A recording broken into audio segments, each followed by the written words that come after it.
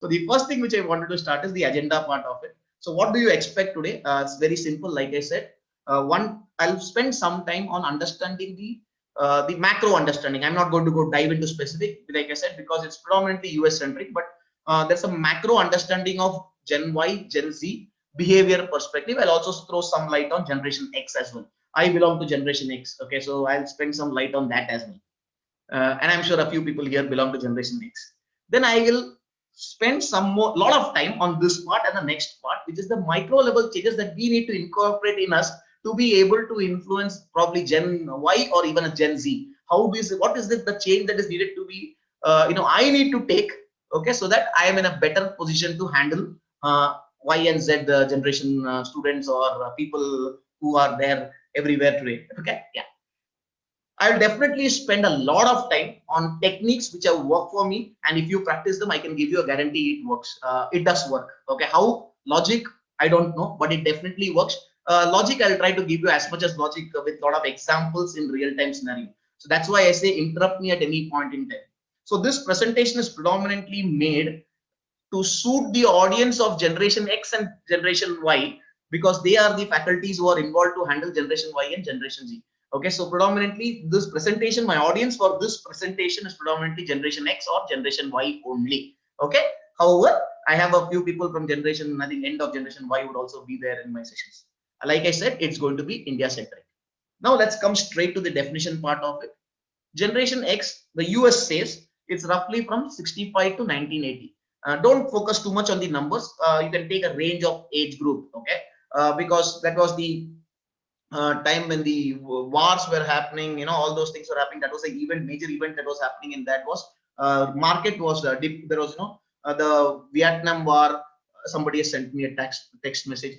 So when request whoever is texting me, please unmute and talk. That is far better than texting me, because when I text, I have to open that window and see, and the pop-up takes time to come on screen. Okay, I just so in case it was very urgent, just unmute and speak. Okay, so Generation X was predominantly from the Vietnam War perspective, from the US. The wars were there, so those people, there was shortage of resources. That was the major event. So what shaped their mindset? The age group who are today around 40 to 55 years old. What shaped their mindset is predominantly scarcity of resources. That was predominantly when their upbringing times, when they were a child, when they were in their formative years. The entire thing about resource crunch was what was there in their mind. It holds true to a large extent even from Indian perspective also. 75 odd, there was the emergency part of it, so towards the later part of it, people understood scarcity of resources, scarcity of freedom, and then war always, it's like an emergency kind of a scenario. We also had the Indo-Pak war and the couple of Indo-China war, etc., which was there. So even in Indians, this age group more or less tends to hold good. Okay, we call them the lost generation because they were neither here nor there. They were plummeted between extreme rigorous scarcity of resources, and today they are being plummeted with the state of art gadgets and the luxurious life which they probably never even thought of. That's one of the reasons why we say they were the lost generation, or they are the lost generation. Okay. Generation Y is predominantly those who are born from 1981 to 95. Again, don't hold the ages. It's predominantly 25 years to 40 years. People who have been in the training industry or the teaching industry for the last 10 years plus, their first 6-7 years, and off late, the students would have definitely, the thought process of students would definitely, they would have started seeing a change. Okay, because that generation is called Generation Y, the millennial generation. We'll talk about each of their traits or behavioral traits in detail. I just want to give you the age group back. Generation Z is the students that are going to come into your college if you're into degree or you are into MBA. The next 5-6 years, next 10-15 years, you will be finding a lot of people from Generation Z, people born in 1996 to 2012. So these are the tech savvy people. They live, breathe technology. Okay, we also call them iGen. Currently, roughly around 25 years old plus. Okay, so let's get started. First and foremost, there was this nice statement which I found. Can I ask a small question? How many people here, you don't have to tell me your age. Somebody has said, somebody has texted me something. 1 second. Yeah. Question to everybody. Anybody from Generation X who are around 40 plus? Dangerous question with ladies in the group, but nobody over 40. I'm the only Buddha out here. Hello? Nobody. Okay, fine. How many people know heard of something called a shorthand?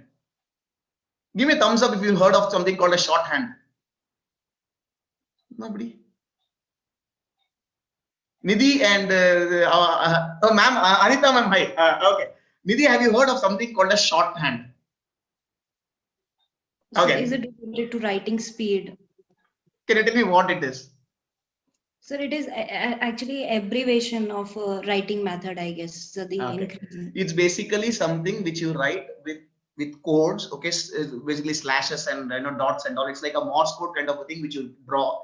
Okay, very fast. But it basically what you hear phonetically, what you hear, you tend to write. Okay, there was a particular job profile in every age old company. I'm talking about 1970s 1980s Steno. stenographer and Yeah. typist. Okay, basically those were the time when the meeting is happening.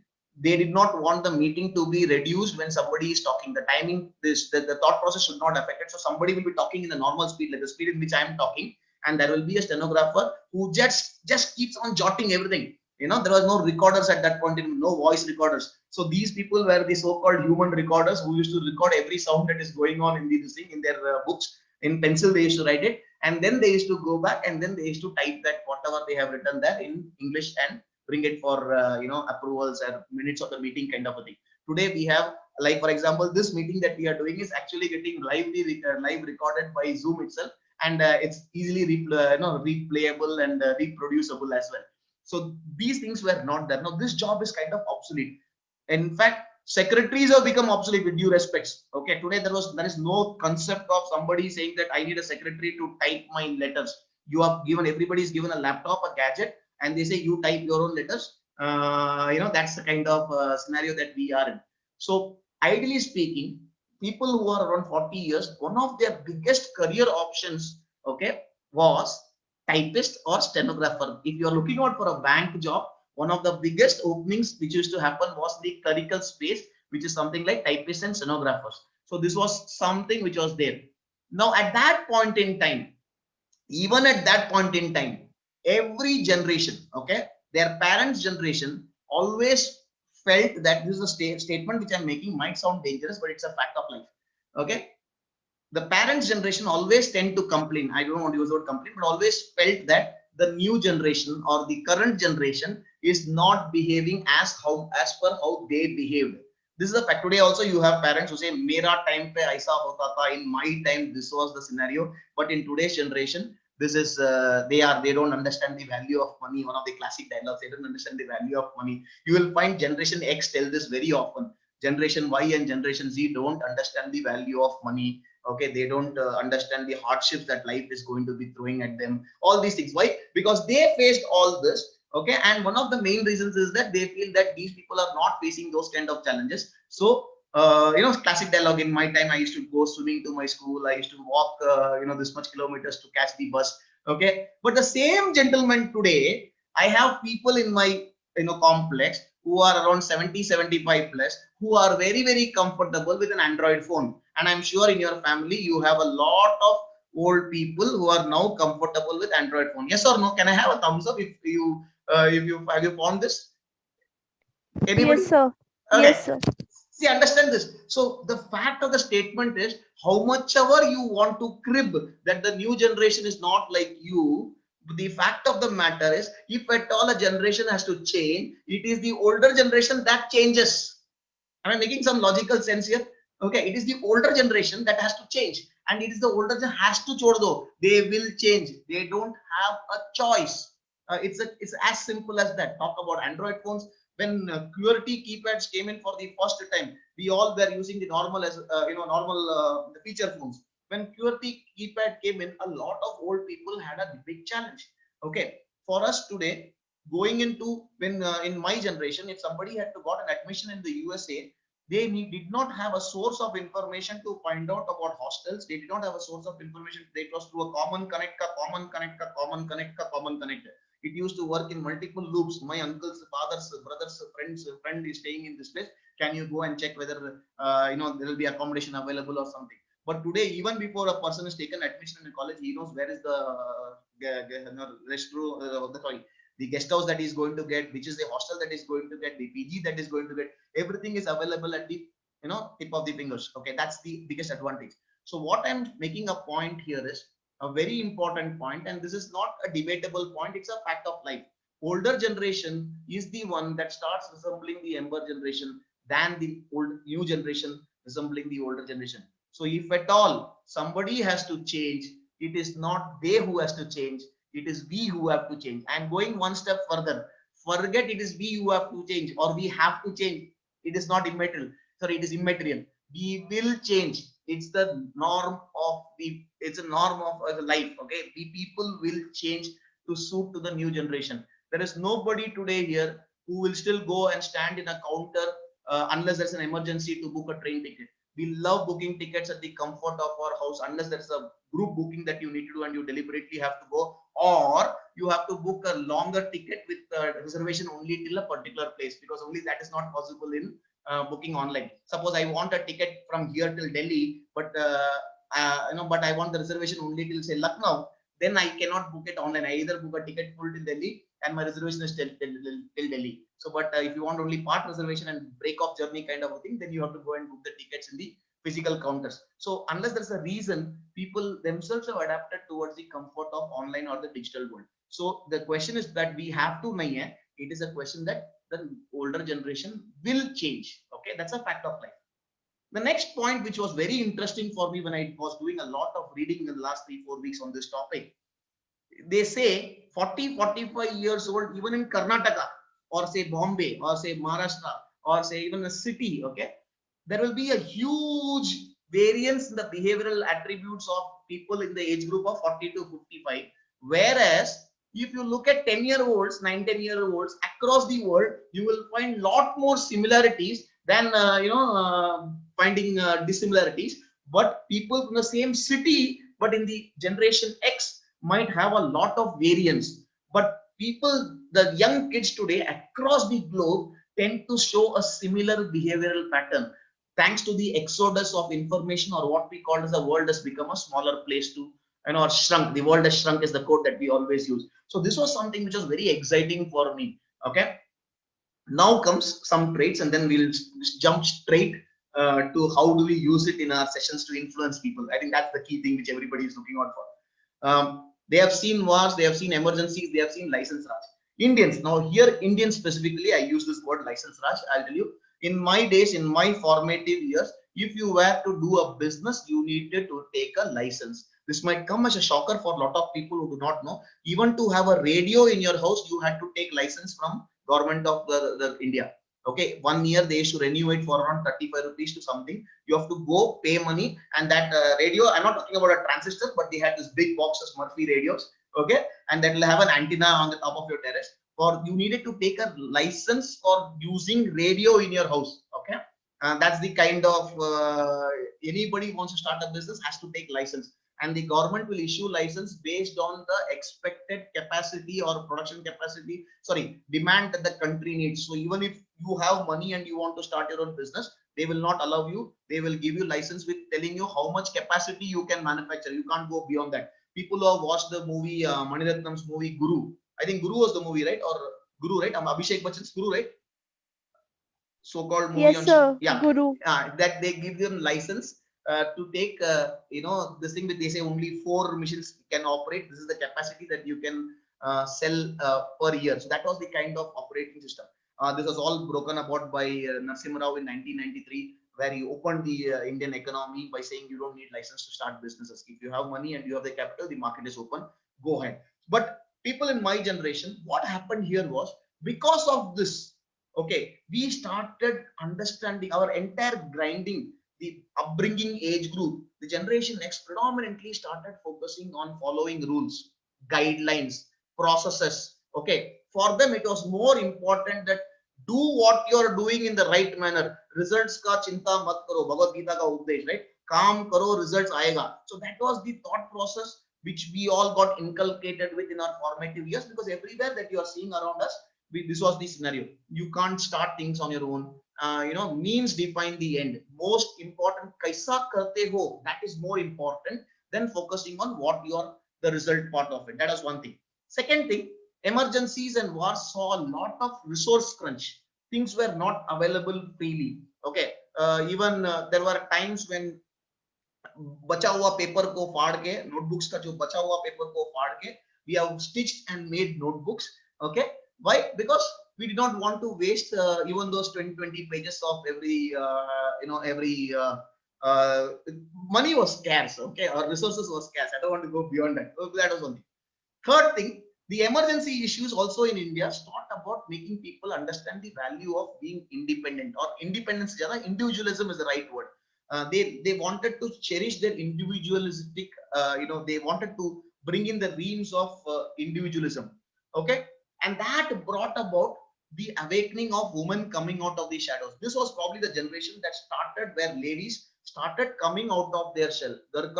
घर से बाहर, or घूंघट खोल के ladies coming out in the mainstream from education perspectives, and abolishing of all the the satis and all these things happened in this time. So ladies actually tend to start getting education beyond probably SSC, or even probably higher secondary or graduation. So this was the age where ladies were actually the enablement started, okay, from in a very big manner. Okay, and this is the statistics of 2019. Okay, and this was amazing to me, because they say 50 to 55% of the global startups today are actually founded by Generation X. And it's no surprise. The reason is, psychologically, these people wanted to focus on building a strong process system. So they were focused on processes. Okay, and the second most important thing that they were thinking is they wanted to bring about the individualism that they wanted to showcase to the world. They wanted to bring that their identity into this picture, and they were very clear that they will be going beyond what is seen. The seeking beyond what is seen means they will not accept things at face value. They will debate it internally. They might not debate it externally with people to people, but they will debate it internally. And only when they see that there is some logic in what this process is all about, then they will accept it. Till that time, they will debate it internally. So this is not surprising that 50 to 55% of startups are actually started by old people. Okay, people like my age group. Going further, yeah, I shared something about this. Their childhood was faced with resource crunch, but towards the end, like towards when they are reaching the peak of their career, like when you're 45, 50 years today, you have got an exodus of gadgets, and the economy is open. The luxurious items have actually, which was only hearsay in the past, or for an elite few, is actually now there for everybody. Okay. So what brought about their trades? What trades started happening? Let's understand this. These people tend to focus much on savings. Focus on saving. Spending was not that strong. They used to spend less. But the most important point from anybody's perspective, from the marketer's brand perspective, is they were brand loyal. Take me for example, or my generation people. We will never change a brand unless the brand has failed me. Okay, if the brand has not failed me, I will not change a brand. I jokingly, I always said, from that day till day, I've been using Lux, but no result. But still, I don't change my brand. Okay, so like I said, these people are very strongly brand loyal. Unless they have a very strong reason to change the brand, they might not change the brand. They are extremely brand loyal. They are not. I'm not using the word conscious. Generation X, Y is conscious, brand conscious. That's a different terminology. But these people are brand loyal. They will not change the brand. But if the brand fails them, there's some mistake happened in the brand, then they might look out for an alternative and then go in and pick another brand. If that is working fine, they will not change the brand again. So that's something. Okay. And like I said, one of the biggest job opportunities from that perspective was typing and stenography, which was a must for everybody. And if you have, if you have an old gentleman or lady in your house, one of the times when you're typing on a keypad, you would always get this instruction. Why do you type only with 2 fingers? You're supposed to use all your 8 fingers. Okay, your typing speed will improve. I'm sure you would have heard of this. Okay, let's come to generation Y. They are called digital natives. They were born when the new internet started booming. They have been born along with the internet. So for them, information means it is there at my fingertips. Okay. They are very strongly self-confident, ambitious, high expectations in life. Okay. Love collaborations. These people love collaborations. They love to work in a team. Okay, they might not be very strongly individualistic, because they very strongly believe I can contribute something, my idea, somebody else can take it to the next level. Then why should I stick and do the hard work which somebody else has already done? If 2 people collaborate, their main thought process is I bring to the table, he's bringing to the table something else. Why should I waste my time picking up something which is already there by somebody else who has got the expertise? Their thought process is collaboration saves me time. Okay, and I can go faster, I can reach high faster. Extremely self-confident people, they are highly ambitious. Okay, yes, they have only one thing from another perspective. They are very strongly peer pressure works very strongly among them. Okay, when I say peer pressure, one of my friends has got this, I also need this. So generation Y, people who kind of you can influence people by putting some kind of peer pressure. Okay, for them the end is more important than the means, the total opposite. Okay, they say focus on the end, the means will follow. Jana kidhar hai pehla decide karo, kaisa jana, we can find it up on the way. They are also very conscious about their work life balance. They want to have their the work, and they also want to, they are not workaholics. Okay, they want to take their time out. Okay, this generation is very clear that if I'm making money, it is at the end of the day not only for my future, it is also for living in my present as well. So this thought process is actually the people from my generation need to learn from them. How is it that we bring about a work life balance? Okay, extremely image conscious, they are more bothered about what others will tell about me. Okay, that's something which they are conscious, which is something which advertisers use them to a very large extent. Faculties can use it to a large extent when you're in a classroom session as well. I'll share some of the techniques. For them, technology is an enabler. Okay, they want some information, they feel I can get a solution from technology. They are more reliant on technology as well, along with peers as well. So they are a mix of but for them technology is not the experience, technology is an enabler. Mujhe kuch chahiye, can I use technology to find the solution to this? Then I can start working on my own to get that. Okay, uh, a small habit. Okay, this is a habit, I'm not talking about a trait, it's a habit. They love texting. Generation Y loves texting over face-to-face video calling. They're extremely uncomfortable when it comes to face-to-face chat. They would prefer texting for even 3 hours, 4 hours, absolutely fine. But face-to-face chat, it is generation Z which loves face-to-face chat over texting. That is one of the reasons why Facebook is very strong with generation Y, and generation Z loves Instagram and Snapchat. Okay, because our face, what is that? What is that face? Yeah, face thing क्या है? Somebody help me out. Snapchat. Face. Snapchat. Snapchat में एक face का एक software है ना that allows you to change distort faces and all. Okay, I forgot that. Face. Okay, I'll give you that name. Okay, I have not used that by the way. Okay, yeah. For them, focus on the end. Now let us understand why this happened. Most of the people from generation Y, their parents were either generation X or the previous generation, which we call as baby boomers. Now what happened is there was a very strong thought process in generation X that in my childhood I did not get all these comforts, so my child should not suffer. Okay, this psychological thought process made parents give anything and everything, with due respect, anything and everything asked by the kid from a thought process that I suffered in my childhood, my kid should not suffer that or go through that pain of resource crunch. So what happened was, inherently in their upbringing, generation Y started to have a comfortable life. So they were focusing on living in the present moment without bothering about any of the hardships. That was one of the predominant nature's psychological changes which happened. It's not that they don't understand the value of money, but their upbringing was such that they were not allowed or shown the hardships of life in their formative years, and that is because their parents had suffered, so they did not want their children to suffer.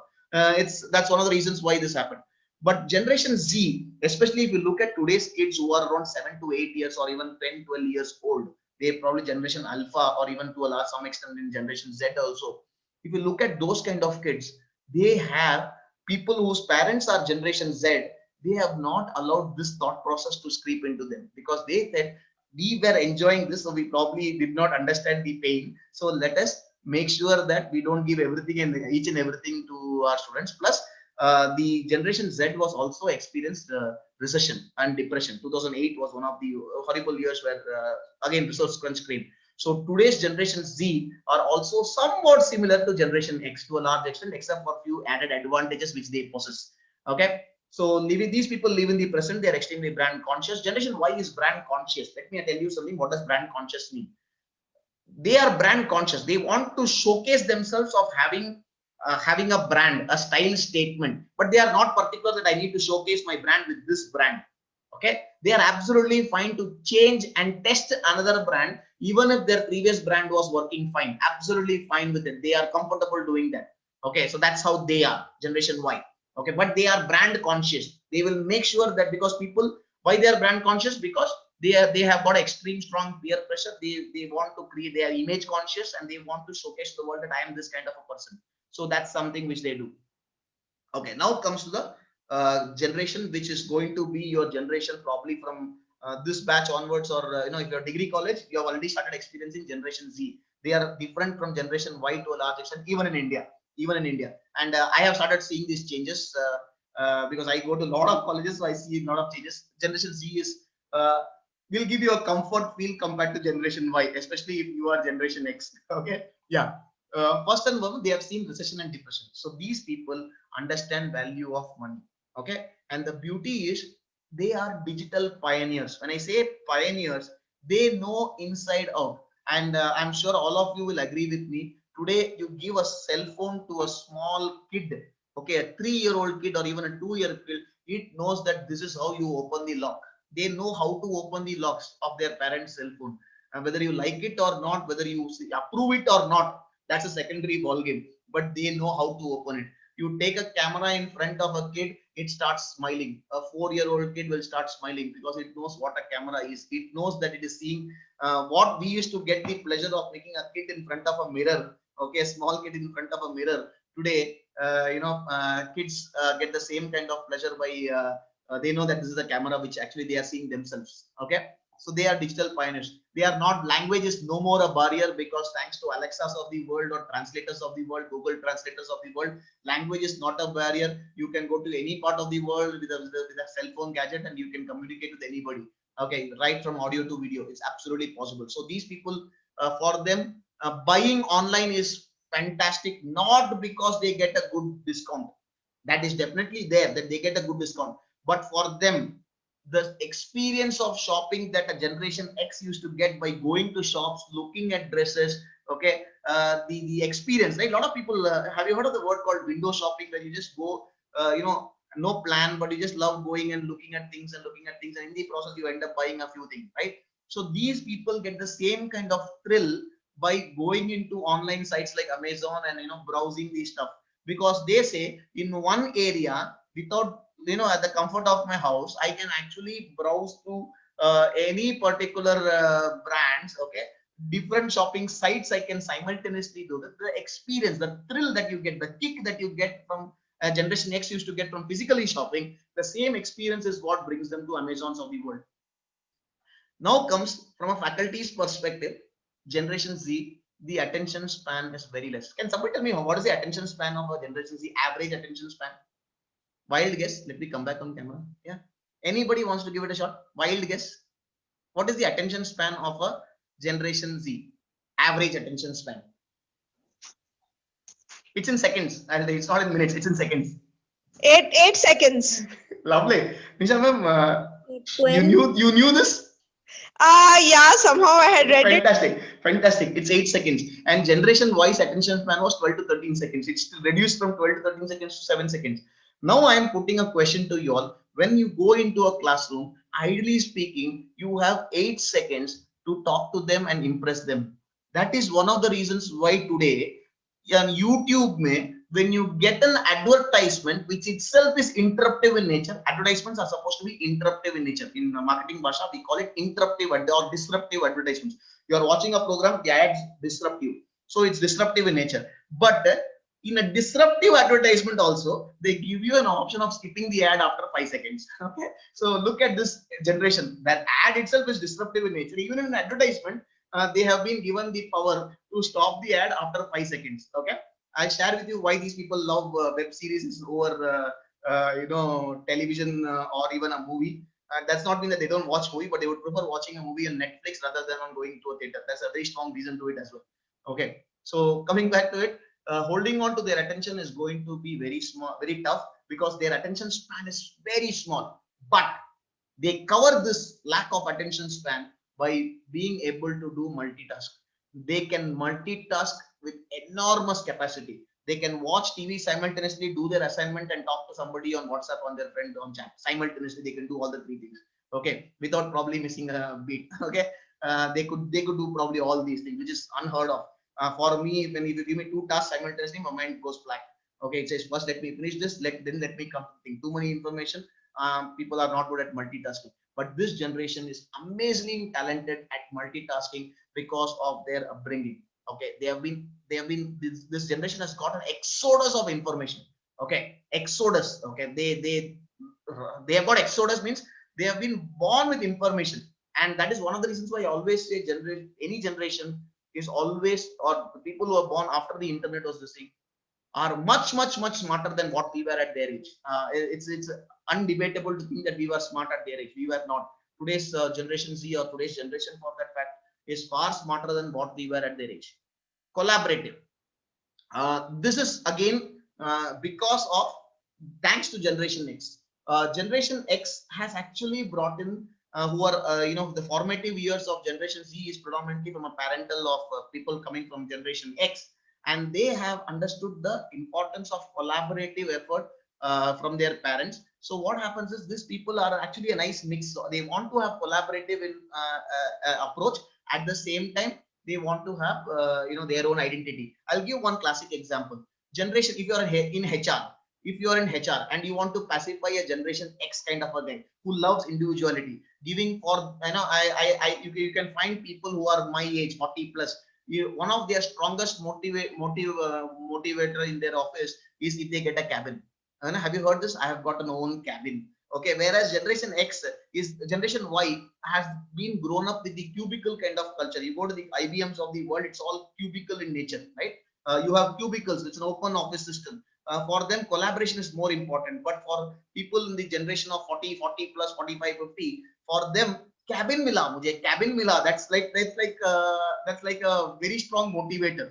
Okay, so if you're an HR of a company and you want to keep a old guy happy, just give him a nice cabin. Okay, he will trust me. He will be with there in your company because he feels he's been rewarded with a nice extreme space and for his thing.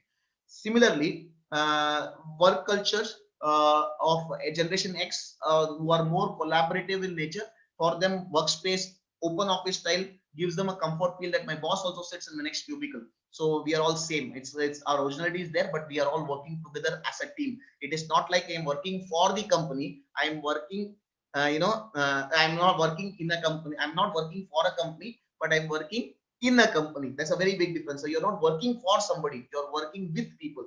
That concept comes out in the open cubicle kind of officer. That's the reason why for Generation X or the BPOs or the KPOs today, all the KPOs will have a flat hierarchy because most of their employees are Generation Y and Generation Z. So that's one of the reasons why you find the open cubicle kind of structures, organizational structure or layouts of the organization.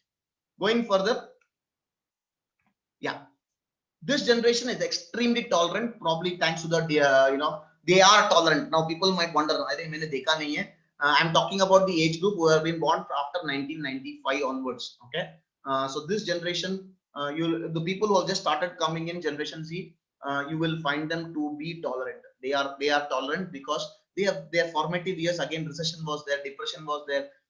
2011, September 11 was there. So all these things have made them understand respecting people.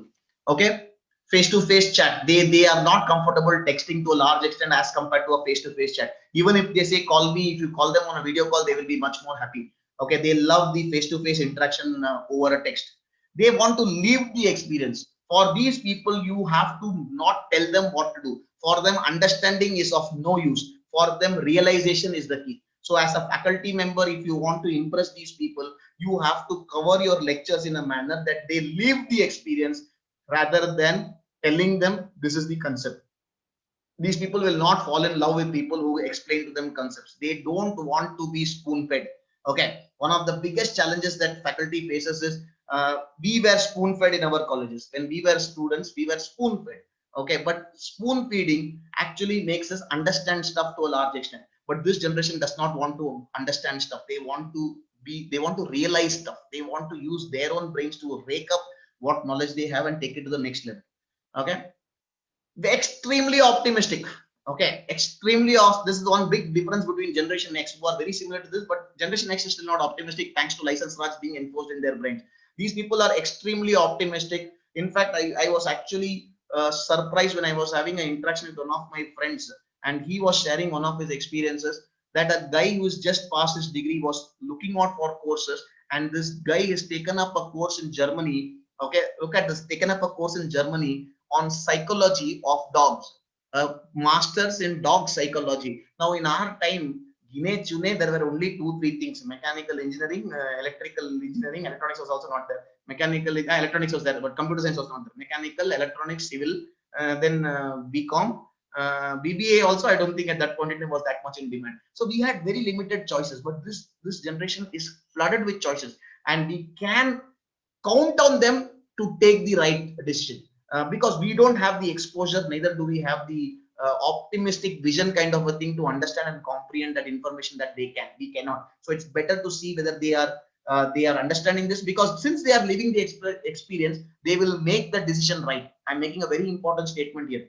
This Generation Z, because they focus on living the experience, and they are very optimistic in nature, whatever decision they take, they will make sure to a large extent that the decision that they have taken, they will make the decision right, rather than use it as an excuse and say, you only told me, I did this, it did not work.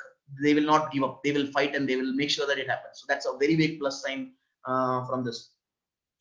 Beauty is, surprisingly, I verified this with a lot of this thing. I did an offhand survey with a lot of bacha log in and around my place as well. Somebody has texted me. One second. Sir, I would prefer you unmute and speak. That is far better. One second. Let me just stop the share. Yeah. Okay, Jagdish. Anybody wants to just speak, just unmute and speak. Thank you so much.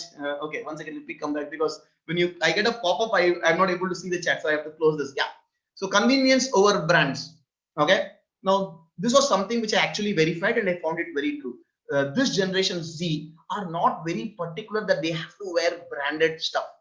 They are fine as long as it serves them the utility, it serves them the design purposes or the aesthetic. If a person is looking out from an aesthetic perspective, it's fine, it's aesthetic. If it saves them money, okay, this generation is money conscious, okay, but they will not compromise. They will save money. They're extremely conscious on money, okay, and they are not bothered about brands per se. They want convenience over brands, and this is something which lot of big corporates today have understood, and that is why I do not know how many people have used Instagram.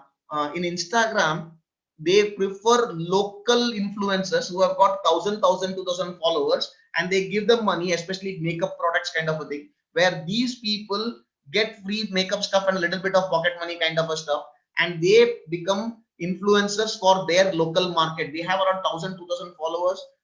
Companies hire these people as their brand ambassadors rather than big people, like a Deepika Padukone or something, and reach out to their brand. They say that returns on investment from these kind of local influences is far more stronger than probably using a big brand ambassador. And from a return on investment perspective, it's phenomenal. Okay, so that's one of the reasons which we will also share how the teachers can use it to influence the students as well. So convenience over brands, they are not that brand conscious at all. Going further, yeah. Any questions till now? Am I going too fast? Now comes the most interesting part, the application part. This is basically the Gyan stuff. Any questions? Anybody so far? Anybody? Any questions? Please ask questions, because if you don't ask questions, I feel I'm. Sir, I have a question. Yes, go ahead. Yes, sir. So I have seen my cousins, even my siblings. So you mentioned regarding that Generation Z are tolerant, but most of the time I found them to be very much inquisitive, and they are not much that tolerant to the things. They Once are again, very. define tolerance first, then I'll tell you the actual definition of tolerance.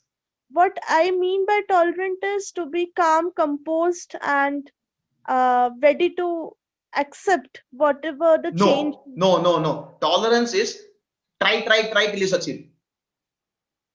Okay. Then Basically, they will. Tolerance is not patience. Okay, if calamity strikes at them, they know, okay, there is sunrise at the end of the night. There is always going to be a sunrise at the end of the night. They know this. That they will not give up in despair. Okay, but if you find Generation X, Generation Y, they'll throw up there. They'll take an alternative path. They are hop, jump, and skippers. Yes, They are sir. hop, jump, and skippers. If you look at the first job, number of months in the first job, you will find an enormous similarity. Generation Y would have worked in the first job for hardly 1 to 2 months or 3 months. Yes, sir. Within 2 years, they would have worked in 3 companies. Now, that is that. What I meant by tolerant is if things are not going my way. Okay, my English could be wrong because it's my word which I put. Okay, but what I meant is if things are not going my way, Generation Z will not give up and in despair. They will still be patient enough to keep trying for the results to come. Okay, sir. Thank you so much. That's my understanding. So don't go by the word tolerant. This is what I meant by the word tolerant. Okay, I might be right, I might be wrong, but this thing is happens. They will never throw their hands up in despair. Okay, sir. Yeah, that's very.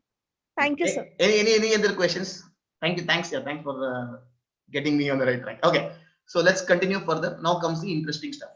First and foremost, change is inevitable. When I use this word inevitable, I'm making a very dangerous statement, and it's a fact of life. Humble submission hai. The only thing that I can change is myself. There is no way that I can change the world. If I want to change the world, the only thing I can change is myself and be a catalyst in making others change themselves. So I can only change myself. So this is something which we need to drill it into our heads. Okay, because I got a lot of questions in the chat that what is it, how to influence people. The first thing is, if I want to influence Generation Z today, I need to change myself. I can't change them. The only person I can change is myself. Okay. So this generation has information at their fingertips, which puts us in a big soup, because we are not used to this kind of processing information. Okay. We don't do that amount of research to when we go and meet a young generation. But on the contrary, if you're meeting somebody who is from your generation, you don't have to do much work. But if you are meeting somebody who is Generation Z, you have to do a lot of homework, and we all have to do the homework. It's part and parcel of the nature, because they have information at the resource tip. When you're talking, don't be surprised if there is a cell phone and people might Google and find out whether what you're talking is right or wrong. In a classroom, we have the right to say don't use cell phones. But in a face-to-face meeting, when I am going to a customer, and I have met some of the young CEOs and companies, when we are talking to them, they might be Googling exactly what you're searching and find out whether what we are saying makes sense or not. Validation of information happens instantly. Okay, I cannot tell the young CEO, sir, I'm talking to you, please focus on me. It's absolutely fine, because he's got every right to validate it. I cannot beat around that bush. So let's be clear of this. And like I said, faculties can at the best be facilitators or catalysts. Okay, I would use the word catalyst, but then I thought facilitators also something. We can only be enablers for learning. This is now I'm coming slowly. I'm going to focus a little bit more on a faculty perspective of reaching out to students. That's where I'm thinking slowly. I'll be focusing on that.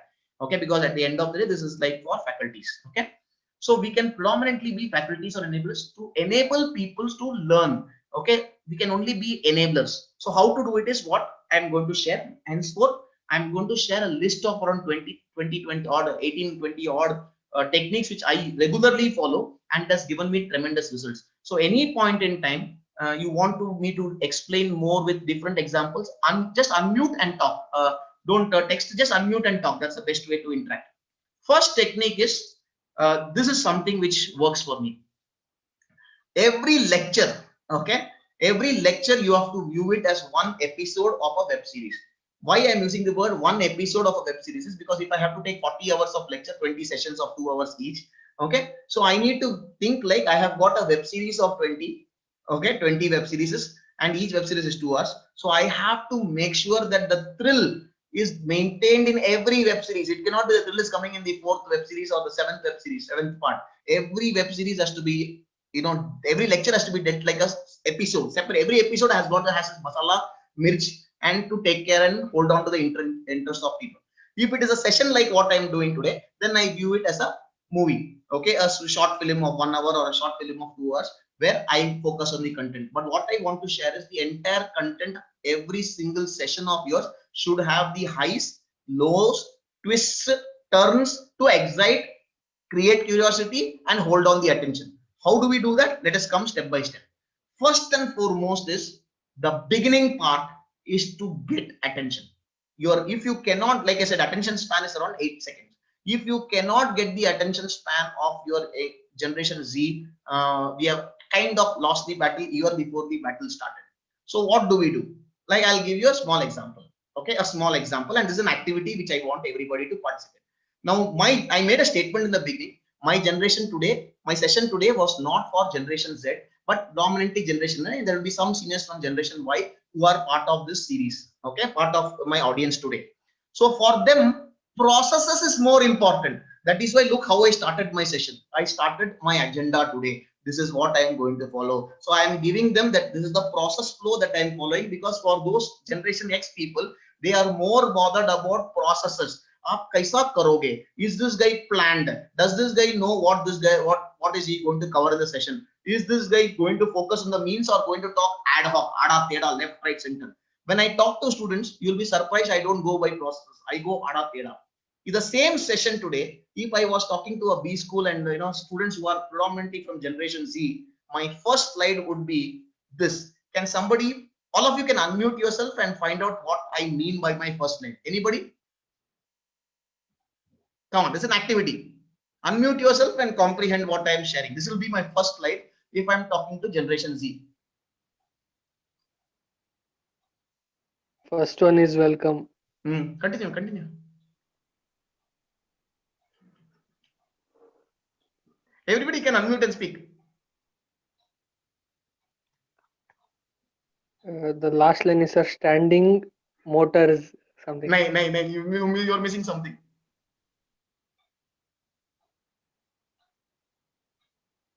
Come on, others can help him out, please. It's very simple. Generate Gen Z, that is Okay. generator, and then Z. Okay. Then Understanding Gen Lovely. Understanding Gen Z. That the last line is fine. The second line and the first one you have to come to. Okay. What a hit. Web. Sir, welcome to Ramani Venkat's First line is okay. the slide. webinar on. Lovely. Okay. Welcome to Ramani's web in Intel Inside In is missing. So webinar on understanding Gen Z. No, I'm not saying that this could be totally ad hoc, not at all related to the subject. But what happens is the moment you show something like this, the people or audience Gen Z loves the fact that they experience something new. I'm giving them an experience. Now, the experience was not related to my subject at all, even though this could be nothing related to the topic on, even if I'm talking the same stuff to my audience who is Gen Z, I actually got their attention by making them experience something. So in the process, psychologically, they start expecting more. And when you expect more, it becomes very easy for the speaker or the person who wants to influence them to feed them thoughts, because when the audience is excited, their thought process will do most of the job that they want to. And for anybody who wants to soak in the experiences, it is their thoughts that have to be started to kindle. So this kind of things can work. I'm not saying this is the only way, but if I was talking to students today or bachelor today, this is my first slide which on this topic. But different topics I do differently. If it's a face-to-face session, I just come and scream good morning so loudly that they feel like kaun sa pagal aa gaya. They understand something different is going to happen. That was my objective. So, and people who have seen my sessions in live face-to-face, my first line I always scream good morning karke. Evening, and then everybody sees the time it is afternoon. Then I say no problem. The objective is they should find that they are going to experience something which they have not experienced, because you get, like I said, your first impression is the killer impression. If we make that impression in every session, it does create a big improvement in this. So focus a lot on your introduction or starting the topic. That's how you start getting the attention. Create curiosity. Curiosity is the easiest way. Creating curiosity is the easiest way to get attention. Easiest way is creating curiosity. But at the same time, well begun is not half done. I would say well begun is only half done. Okay, there's a remaining half which you have to do. Getting attention is probably easy. Holding attention is equally tough. So you have to space wow moments. You have to space wow moments. Okay, with multiple pillars. Like dance mein na, ek dialogue aata hai, jabardast like that. Wow, oh, I didn't expect this. That will happen. But if you allow that tempo to die down, okay, then what happens? By the time the next wow moment comes, the experience is lost. So you need to space it up equally. One tip: holding attention. PowerPoints help. Okay, When I'm saying PowerPoint, right from the background color, right from the way you create the PowerPoint, pictures put in the PowerPoint, then what do you say? Please don't write every stuff that you are going to talk on the PowerPoint, because students, though the experience is lost, because they are reading the slides, the experience of the wow effect of what you are talking gets lost. You should create slides like, if the slides should only just remind you what you are going to talk on that, but at the same time, if you share your slides with others, they will not be able to know what you're going, they don't know what to expect. So those kind of things, slides, PowerPoint slides is one very important tool to hold on to people's attention. So people, faculties, I would very strongly say use PowerPoints and spend a lot of time on creating that PowerPoint. That is your screenplay. That is your storyline. If you are creating a web series, that is your storyline. That is your state of the art that you are bringing to the table. The aesthetics part of it is there. Third, have a lot of wow moments. Okay, like for example, in my session till now, I brought an example of typewriter. Okay, there's, I'm sure the generation X kind of, yeah, typewriting, there was something shorthand, there was something, so that kind of brought a connectivity. I brought in a child's example of knowing how to do this, and I'm sure you would have thought of a particular child whom you know. You would have thought of a granny or an old lady when I gave you that example, who is today comfortable using an Android phone. So what happens? These kind of things, when you started thinking that, oh yeah, this I have seen this happen, I have seen this happen. So what happened? You started living the experience. So this kind of a thing, if even though you might have been generation X, but if you're able to do this kind of living the experience with respect to generation Z, then you are on very strong footing. They would love you. They would love you. Humor, practice humor. Okay, I mean, humor actually is nothing creative. Okay, both bar people say cracking jokes and all is very creative. Actually, no, it is more about memory. We all know jokes. It's only putting the right joke at the right time. Okay, some of these jokes can actually be rehearsed. Like when I go and stand in front of a camera, or the first session when somebody comes to the camera, I always tell them, boss, extra flash. Okay, andhere mein dikhta nahi hu. Okay, the Lux ka joke. These jokes are actually pre-embedded in my system. Okay, so I use that to gain the audience, humor, because it's an experience again. So generation Z ke saath, if you want to influence them, humor is a very strong tool, and it is not tough. Anybody can pick up humor. This is my personal experience. Okay. I was not something, I'm not a stand-up comedian for sure, but everybody can pick up this trait. It's not tough at all. Going further, this is something, with due respects, I find sometimes faculty is going wrong. Okay, how do I put it? Let me put it very diplomatically. Okay, I am saying give importance to their thoughts. Okay, when you get a cross question, sometimes the cross question could be stupid. Okay, but by butting that or stopping that or nipping that question in the bud with a answer that is probably not going to help them, they lose our respect. They stop looking up to us. But if somebody might ask you a question which sometimes might be laced with stupidity, it's still okay to kind of probe them with another question. Don't answer questions if you do not need to. You can probe them with a different question and make them initiate thinking as a process. Okay, that will happen when somewhere we start giving importance to them. Okay, because again, I'm repeating, why we need to give importance is they have information at their fingertips. It's right, wrong, pata nahi. I mean, chalk and board, like I say, is so outdated unless you are teaching a subject like accountancy. Wahan par bhi, even if you're teaching accountancy, mathematics, or subjects which require chalk and board, fantastic. Mathematics, you have to use chalk and board. But as much as possible, start giving examples to people. I'll give a small example. Anybody here by any chance teaches statistics? Business research, statistics? Anybody? Nobody? All of you know mean, mode, median? Yes, sir. Okay. What is mean, mode? Everybody knows what is mean. Everybody knows what is median. Everybody knows what is mode. The mode is the maximum number of times the highest frequency of a particular number coming is called mode. Everybody knows this, right? Yes, sir. Can I ask a curiosity question? Where is mode used? Anybody? An application of where is mode used? Somebody give it a shot. It's okay not to get it, but at least give it a shot. Average is used. We all know where is mean used, right? So mode is used to represent the data describing the group of members, like numbers. You're telling me what is mode? I don't want to know what is mode. Mode Q. I know average. I can. Because if there are 100 people, my average weight of average weight of all luggage, 100 passengers, average weight of all passengers is so and so. I know my flight capacity है. Lift रहता है. Lift में क्या रहता है? Six people allowed, average weight of 60. So I know the capacity of the lift is 360. Correct ना? That is why we take average to find out कितने लोग अंदर जा सकते हैं. Correct ना? Capacity के लिए. But mode क्यों? Why do people calculate mode? So in Amazon, we see whenever we order frequently bought items, it just Lovely. pops up. Lovely. That But can we go something very simple? So the salary of the people, like That how is- many people get. No, that no. Why would you want to know that? Okay. Okay. Like if I'll give you the reason why mode is taken. All of you, can you tell me what is the human temperature? Body temperature? अभी सब जगह पे corona के लिए check करते हैं ना. What is the temperature? Which is say normal temperature? it's 98. 98.36. Sometime back it was they reduce the temperature now. Now what they do is blood test निकालते हो, sugar level इतना है तो normal बोलता है, right? All of you know this tests and all. Any test that you do, you say this is normal, right? What Yes. they do is, this is why mode was used. Basically, they take temperature of entire people and they say most of the people have got this temperature. So then this might be normal temperature.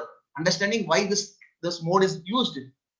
Lot of people have this temperature, so it is mode. Understand this. If they take an average, the tallest guy would have compensated for somebody else also, right? Yes, sir. So it would you don't come across what is normal. So normalcy in a test, majority or most of the people blood pressure is 80/120, 80/120. So they say normal blood pressure is 80/120 because the mode is 80/120. So this is why we use. Now I might be teaching mode, mean, mode, but the moment I bring about an application perspective, how it is used, why it is used, what is the logic of doing this mathematics, or what is the logic of doing this research, what is the logic of this, the application part brings about an experiential learning. Okay, and that makes them live the experience. That is why today, if you look at the new Indian education policy, it's predominantly focusing on experiential learning because that is what this generation needs. They don't want any more learning sessions. They want to be experience learning, or that's what we call as experiential learning. Getting the crux of how you can create a monotonous topic like mean, mode, median, you can make it interesting by making students think. So these are some of the changes that we would need to incorporate. Okay, I'm going further. So I spoke about relevant examples. So this is one example which I gave you of mean, mode. So whichever topic you are doing, we have the domain expertise. There is no discount. I'm not discounting the fact that a faculty does not have the domain expertise. Faculties have got tremendous domain expertise, and I respect that. But the only thing is that my audience wants something. I am here. What do? I am, we call it PAC, which I will talk about in the end, parent, adult, child. If that guy is at child level, I need to come down to that level so that the information, there's a handshake possible. So this is something where we have to focus on how to deliver our lecture. So if we focus on that, content hai hamare paas, how to deliver, things will start working in place. So going further, okay, make them soak the experience. It is not about make them learn the stuff, make them soak the experience. So questions are a very powerful tool to make people soak the experience. Okay, because when you ask question, people start thinking. When people start thinking, seeds of experience get sowed. Because unless I think, I'm not experiencing anything, I'm not realizing anything, I'm only loading stuff. I don't want stuff to go inside. I want stuff from inside to come out. That will happen. That's where experience comes in.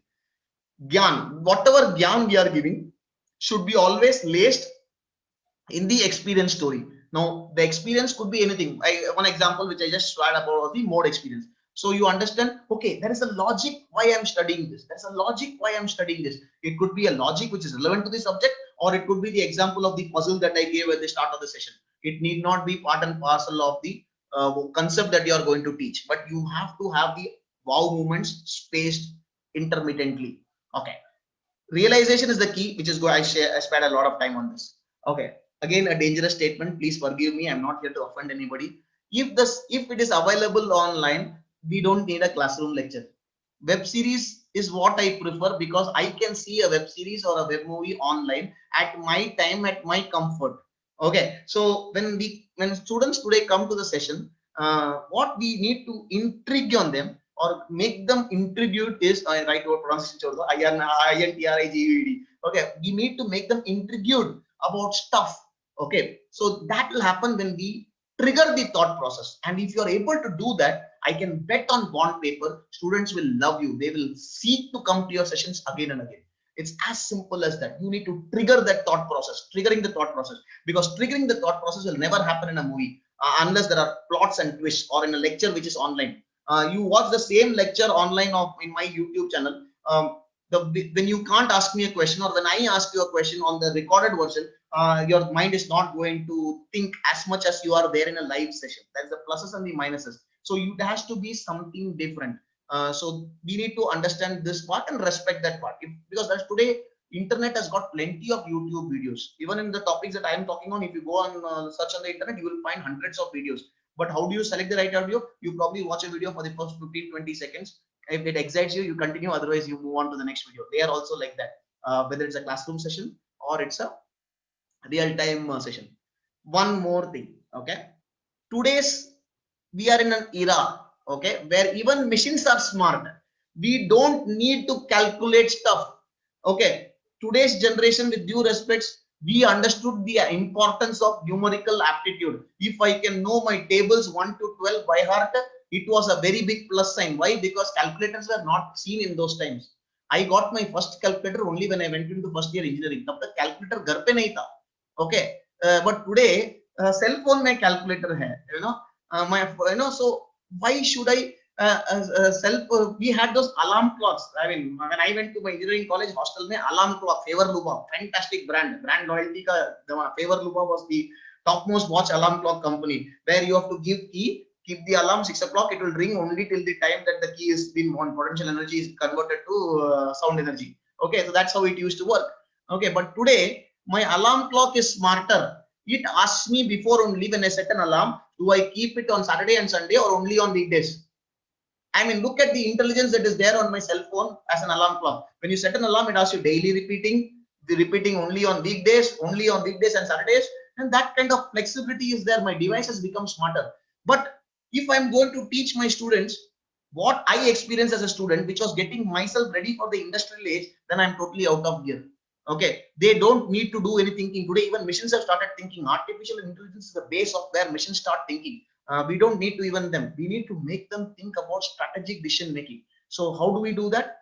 We need to fine tune ourselves. Okay, you can ask me questions any point in time. Now, this is something which is a fact which we need to accept. Okay, right, wrong, I don't want to debate on it, but we have to accept it because this is the norm of the day. My generation stuff, respecting elders was a norm. Okay, respecting elders was a norm. My father said something or my uncle said something, no choice, accept it. Why?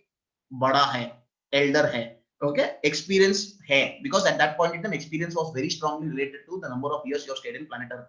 Okay, that is how experience was, because information was not there with everybody. So people who have lived longer in the world have more experience than the person who's just come in. The classic dialogue, na, tumhara experience, mera age, sorry, your age, my experience. That's kind of thing. So respecting elders was the norm in generation X. Slowly in generation Y, it got changed to respecting ideologies. Okay, I have this ideology. You debate on the ideology. You might say something, but I will not accept it just because you say it. But let us have my ideology shape my thought process.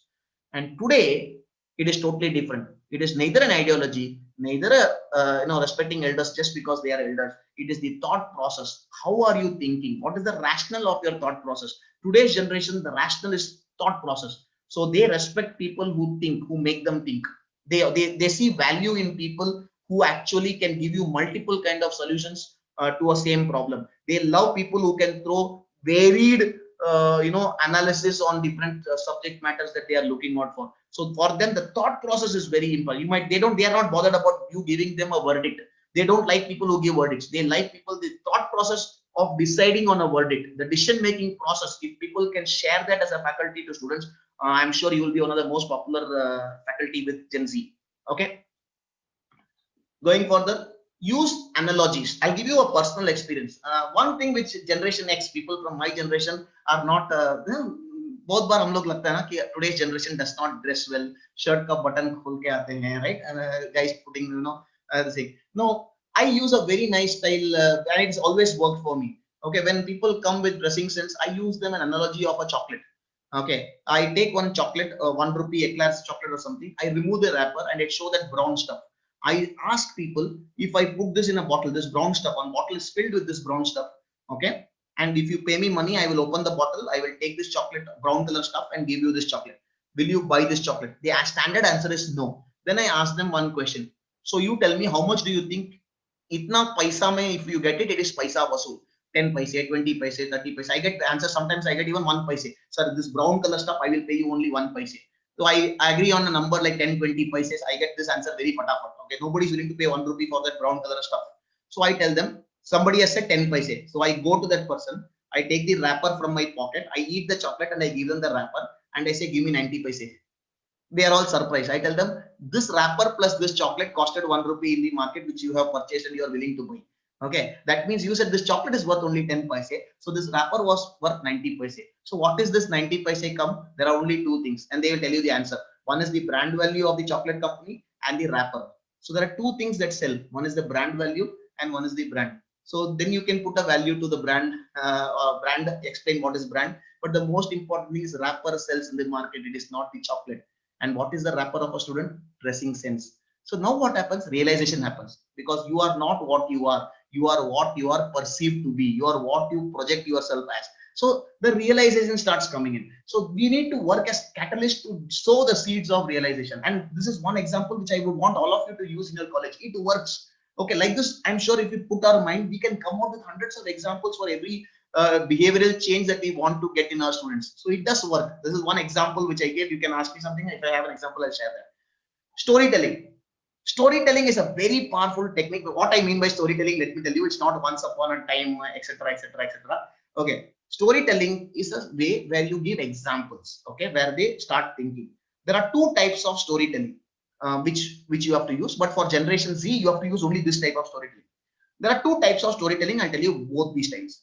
One style is where the suspense gets built up slowly, and then the end, suspense gets broken.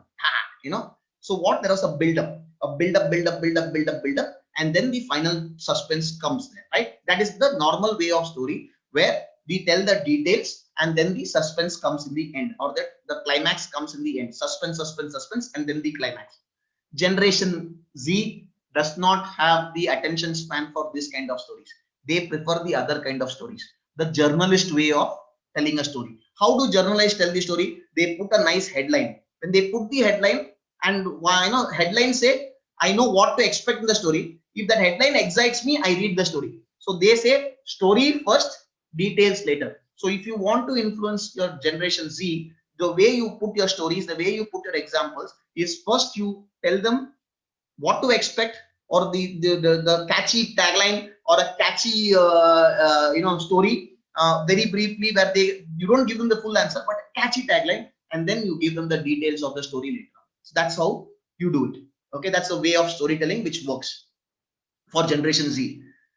Okay, one of the reasons why story first and details later is also straight derived out of Bloom's taxonomy, which we say focusing on learning outcomes. Why? Because you can share your learning outcomes before the start of a session. Most of the good B schools or good schools that I know of, every single topic before they start display the learning outcomes, so students know what to expect. Especially there are a lot of Generation Z, they love this kind of approach, because they know this is what I'm going to expect today, learning outcomes, and then you can tick mark at the end of the session whether it was met or it was not met. Okay, so focusing on learning outcomes is one easy way to get the required attention of those students. But it challenges, we have to work extremely hard. Okay, we have to work extremely hard, because it's a one-time process from if you're teaching the same subject to the next year.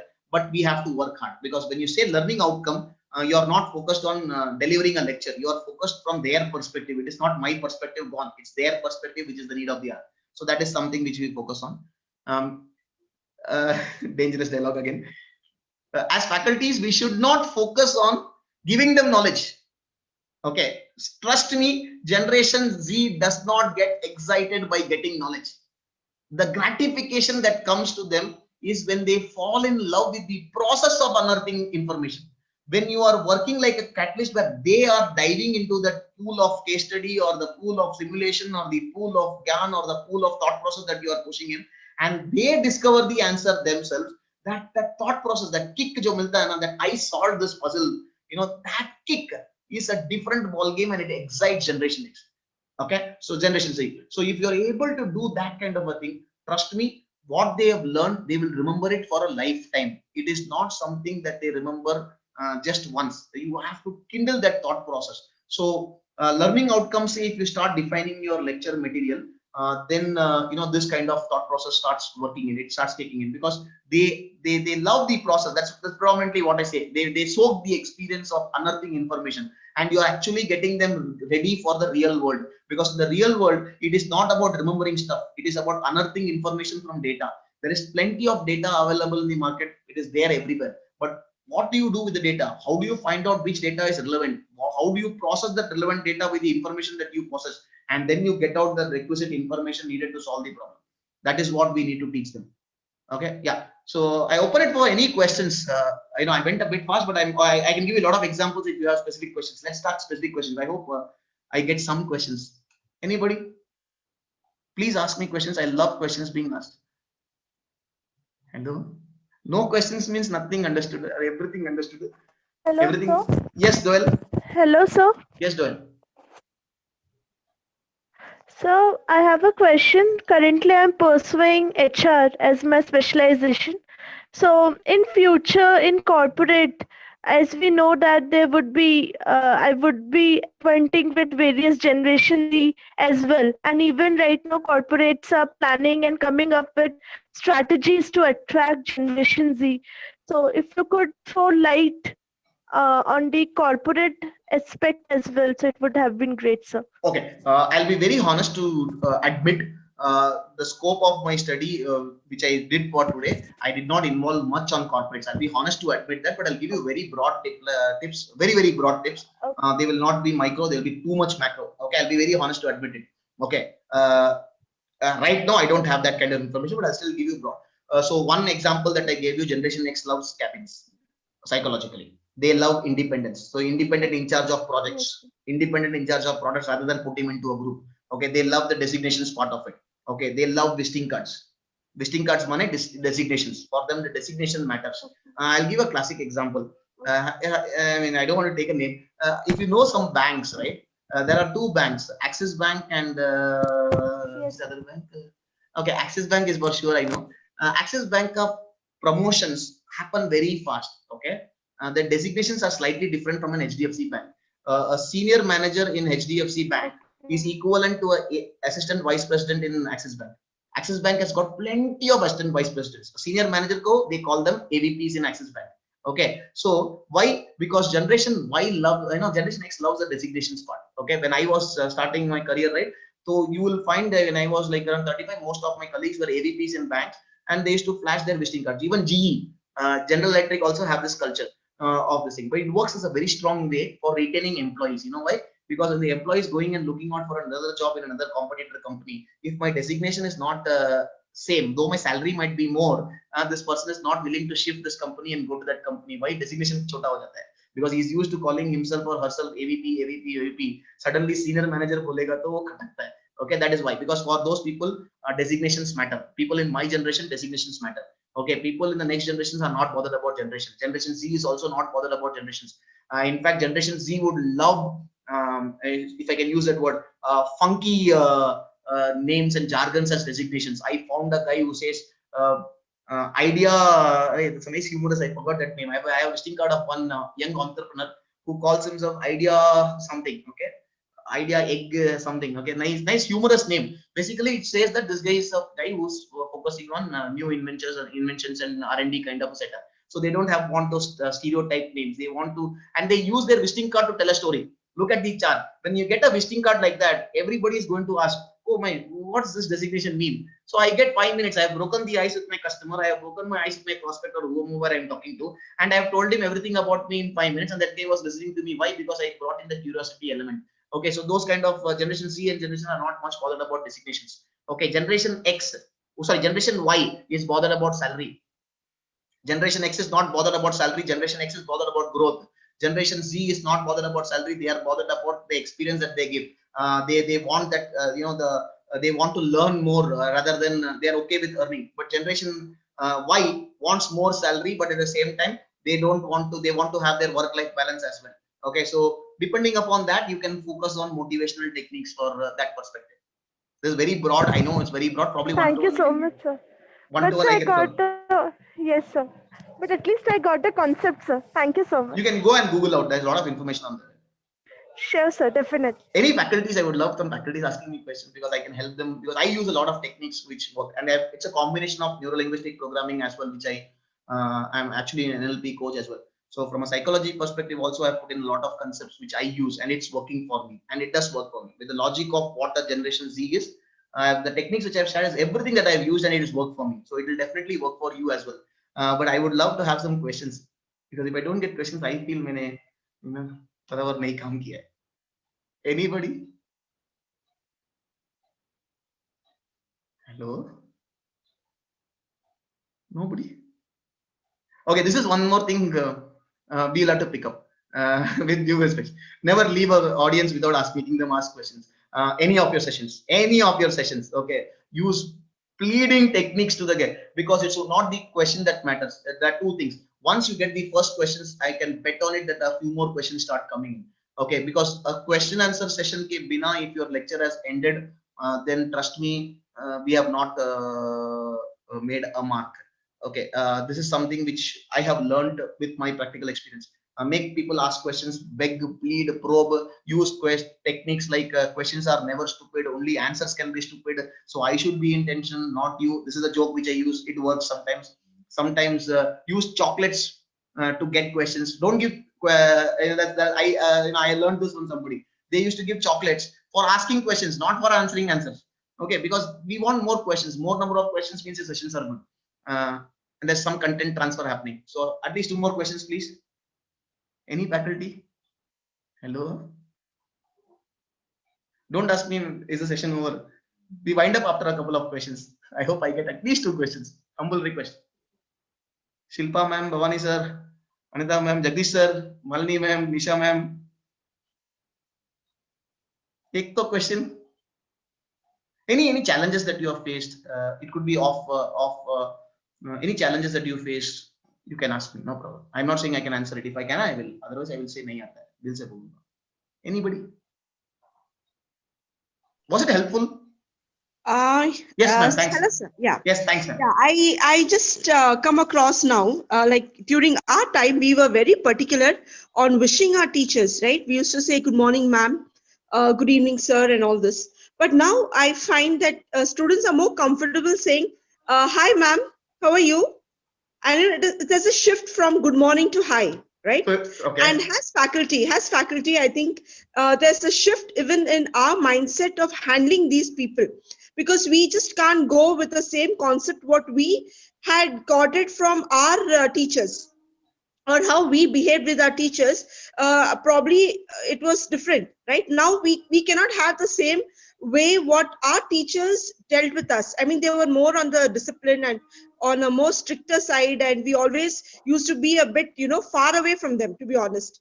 But nowadays, the students are more friendly, okay? Because when you have a rapport building that happens between you and them, right? They come to you and say, hi, ma'am, how are you? You look so pretty, oh, lovely. And they just go on, in a conversation with a friend.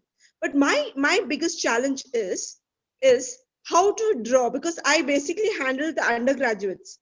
Okay, so they are basically adolescents, the perfect Gen Z, as you described them. So my challenge is how to draw that edge. I mean, where the student should know that, of course, this is my limit, and I cannot go beyond this in my conversation or anything, right? So how do you draw that fine line? It shouldn't be too harsh on them. Neither they should feel like I can't talk to ma'am anything. It shouldn't be like that. He should be, I mean, the rapport building bhi hona hai, lekin you should, as a faculty, keep an edge also among, very true. Keep a difference there. Very so true. How do we do this? Okay, I'll answer this. I'll take 5-6 minutes to answer this question, but it's a very good question. First and foremost, one thing which you yourself said this, if you had not said this, I would have said this. 100% should I draw a line? Yes. Okay, that's the first point which I want to make. Okay. That line has to be drawn, beyond which, see what happens is when I'm talking about influencing people. Okay, when I want to influence people or XYZ wants to influence the other person, okay, there's always a thin line of differentiator of rapport generation vis-a-vis that guy taking advantage of me. Okay, that's the first point which we have to draw, like he or she taking advantage. That's the first thing. So line has to be drawn. Now, second foremost, one point which you said, hi ma'am, all these things, and you said the previous generation, in our generation, we used to say good morning ma'am, etc. It was more formal. The reason why it was more formal, and the advantage, or if you ask me, should it be informal? I will say sessions today have to be informal. That's a very strong reason for it, why it should be informal. Okay, first let me tell you that logic, then I'll tell you how to draw the line. Our generation, knowledge transfer was they telling what they know and we accepting it blindly. Our generation, when we were students, teacher used to tell us, and our job was to understand stuff rather than realize stuff, because we were told this is what by heart stuff and vomit in the exam. That is what it was. Today's generation is knowledge transfer is not only about understanding stuff. Knowledge transfer is more about making the other process information, teaching them to fish knowledge kind of a thing rather than giving them the fish. So that is the first part, and that will always happen when will I start thinking? When I am when I'm not stressed. Okay, I get my mind starts working. I am in a eustress kind of a thing. In stress management, we call it eustress and distress. Eustress is positive stress. That should be a little bit of pressure, and that pressure makes me think. The pressure makes me motivated to think different stuff. Endorphins gets released, dopamine hormones get released, which is actually a happiness factor, and adrenaline gets pumped up. So these kind of pressure hormones, which is good for the thought process, starts kicking in. That will happen when I'm in an informal kind of a setup. Okay, hi ma'am, all these things fine. Okay, so those things help us in creating a rapport generation. Now, how do we break the line? Okay, now here is where I'll give you some ideas. Okay, how do we do it? Every faculty has to think about their way. Okay, first and foremost, we let me pull the challenges which you will face. If I am drawing a line, then that line is drawn. There are some elements of line drawing that you have in your hand, and there also you should play good cop, bad cop. For example, attendance. Okay, attendance. Okay, there will be pressure from management at some point in time that give them the attendance. They do. I'm sure all of us are faculties. We all understand the challenges that we'll face. So in such cases, you have to have a good cop, bad cop kind of a scenario where unless you say I will not do it. If that gentleman agrees, then only I will do it. But don't come to me later. So that is one. You can play good cop, bad cop as a strategy where you had a challenge. Okay, you can give intermittent quizzes. Intermittent quizzes or short-term exams and displaying the results in front of everybody is a silent gesture to people that boss, my questions, you might be asking questions, you might be pally with me, but marks mein nahi hai. And I'll share with you one more example which one college mein one faculty does. I love this gentleman. Every semester mein one assignment he makes students submit on Facebook and gives the marks and comments in Facebook, so everybody of his friends can see. Okay, and he tells me that assignment is the best assignment in their entire semester. Okay, because they don't want the peer pressure that they have does not make them want to see pathetic assignment copied from so and so as remarks on their statements. Okay, so you can come out with different innovative creativity, but there's psychologically, if you ask me, how to draw the line is when I draw a line, the line is automatically sensed by the other person. Okay, just think about that one or two faculties of yours who are very strict but who are very knowledgeable. Okay, we still date the faculty that comes to our mind is those kind of faculties to us. So you can still be strict but still be pally. The strict and palliness can go together. Parents, mother and father are sometimes you find some mothers and fathers who are very strict with their children, but they are also pally. They're also their affection is still magnitude times. So what works for you might not work for the other person. So you have to find out what works for you. But drawing the line has to be there. It could be like a comment made when somebody makes you a wrong comment. You can actually tell them this is not expected from you. This is the last time you're doing it. Okay, take it seriously. And that time, don't smile. Okay, don't smile, because when you like we say an example in psychology, when the father is scolding this child or the mother is scolding the child, the other should not support the child. Then that entire thing exercise gets diluted. Okay, if a vice president is that is one of the reasons when we take our managers for a closing call. When the manager speaks, we don't speak. If I brought my manager for a negotiation meeting, I will not speak that day in front of my manager, because the customer ke samne he should know that this manager is more powerful than this day. That feeling has to go there. So there are different ways of doing it, but you'll have to pick up something which works for you. But line has to be drawn, 100% line has to be drawn. You can use a technique of good cop, bad cop. Exams, marks could be one thing, quizzes could be one thing, but don't shame them. Shaming them is dangerous, because then you will break the ice. Yes. Reprimanding, harsh word, but make sure that you are very clear on what you're. And I'll tell you what, people don't. This generation is not seeing your actions. They gauge your. They understand the psychology that you are doing. When you draw a line, that gets communicated by default. One statement which you said, this is enough. What you did was not right. Khatam, baat khatam, three khatam. They respect that. Yeah. Thank you, sir. Thank you so much. Welcome, ma'am. Thanks, ma'am. I hope I answered that to a decent Yeah, extent. of course. Thank you. Anybody else? One last question, please. Anand sir, there is no feedback form, nothing. I mean, anybody wants the slide can actually just text me on WhatsApp. I will send you these slides in case you need these slides. This is something which I am doing from a passion perspective. Like I said, I don't even give any certificates. It's purely from an exchange of information perspective. Every first and third Saturday I keep doing sessions. From my perspective, and it does help me collaborate. If you ask me why am I doing it free of cost, it helps me collaborate with other colleges for me to do some sessions in other colleges. I'm actually mentoring some startups for games. You can set up business laboratory using gamification as a pedagogy tool, especially commerce and business BBA schools, MBA, BMCom schools. So that's my personal vested interest why I'm doing this free of cost. I'll be honest to admit it. But this session is morely from a exchange of information perspective. But I would love feedback one-to-one on. If you can just text me in WhatsApp if there's any takeaways, positive, any takeaways, negative, also let me know. I'm always willing to improve, and I will improve. That's the thing which I have done. So no questions means we can wind up. Any last questions? Anybody?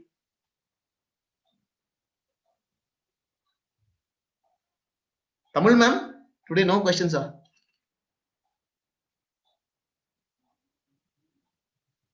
Anita ma'am, any questions? Okay, then thanks so much to all of you for being a wonderful audience. Third week of January, I'll come out with the next topic. In a week's time, I'll let you know what topic I'm working on. I have a couple of topics which I've thought of, not yet finalized. So thanks so much for all of you for being a wonderful audience. Wish you all the very best. God bless you. Thanks so much. In case you want these slides, just text me in WhatsApp. I will send you these slides. And I'll send you the recorded link of this video on YouTube. So you can share that with your other faculty members if you feel it was worth it. Thanks so much. Wish you all the best. I wish you a happy new year once again. Take care. God bless. Thanks so much. Yeah. Thank you, sir. Thanks so much.